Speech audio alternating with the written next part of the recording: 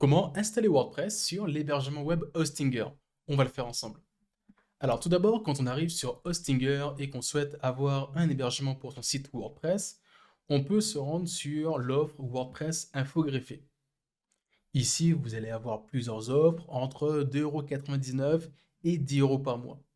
Moi, l'hébergement que je peux vous recommander si votre projet, vous avez vraiment une vision long terme et vous souhaitez avoir un site qui n'est pas trop limité en termes de capacité, je peux vous recommander l'offre à 3,99 € par mois.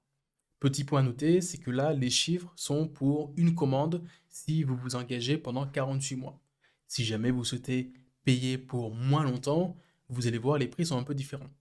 Moi, je vais prendre l'hébergement premium à 2,99 € par mois pour l'exemple, ce qui me donne accès à des emails gratuits, un certificat SSL illimité, une bande passante pareil illimitée, 100 gigas, des sauvegardes hebdomadaires, etc.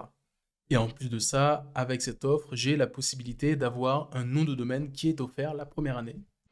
Donc ici, vous avez la possibilité soit de souscrire pour un mois, 12 mois, 24 mois ou 48 mois. Si jamais vous souhaitez, moi je vous recommande de directement prendre 12 mois si vous savez que le projet, il va durer au moins pour un an. Par contre, si c'est juste pour un mois, là, c'est pas rentable et je vous conseille plutôt d'aller vers des offres comme on peut l'avoir chez Ionos, où là, vous allez payer beaucoup moins cher les 6 premiers mois. Et au moins, il n'y aura pas d'engagement sur une longue durée.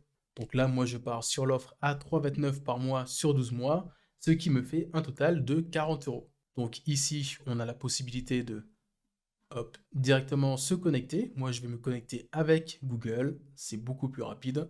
Ensuite, je sélectionne mon moyen de paiement, je rentre mes informations, je procède au règlement via PayPal, on peut aussi le faire via carte bancaire. Une fois que le paiement est effectué, on est directement redirigé vers le tableau de bord.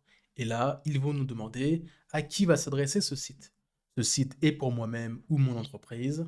Je fais suivant. J'ai pas envie de migrer un site, j'ai envie d'en créer un directement ici.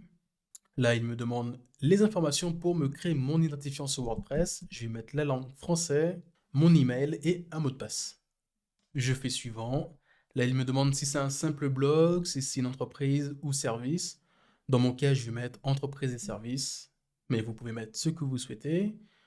On peut partir sur un template prédéfini ou standard, mais on a aussi la possibilité de sauter. On va sauter l'étape parce que j'ai pas forcément envie d'avoir de template. Là, pareil, il me propose des extensions recommandées. Je peux soit partir sur les plugins qui me sont recommandés, qui sont plutôt corrects, ou sinon partir sur une installation manuelle de mes plugins. Hop, on désélectionne tout. En vrai, Google Sitekit, vous pouvez les activer parce que de toute façon, c'est une extension qui est primordiale pour pouvoir connecter facilement votre site WordPress à tous les outils de Google. Vous pouvez ne pas le faire, mais moi je vous recommande. Ensuite, il me demande de renseigner un domaine. Vous pouvez soit renseigner le domaine que vous souhaitez avoir pour votre site final, ou sinon utiliser un nom de domaine temporaire, si jamais vous n'êtes pas sûr de vouloir prendre tel ou tel domaine.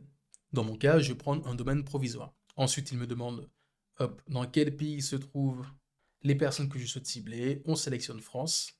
Après 1 ou 2 minutes, mon site WordPress s'est bien installé. Ici, j'ai mon nom de domaine qui est actuellement un nom de domaine qui est provisoire. Et je peux cliquer sur le panneau d'admin pour pouvoir me connecter.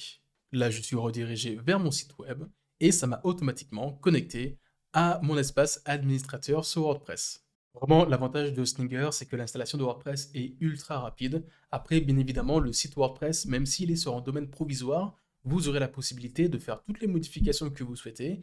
Et une fois que vous savez quel nom de domaine vous souhaitez lier à votre site, même si je vous conseille de le faire le plus rapidement possible pour au moins réserver le domaine, vous pourrez facilement le raccorder à votre site web. Pareil, si jamais vous avez un site web sur lequel vous travaillez depuis votre PC ou un autre hébergeur, vous pourrez facilement le migrer de votre hébergeur vers Hostinger ou n'importe quel hébergeur.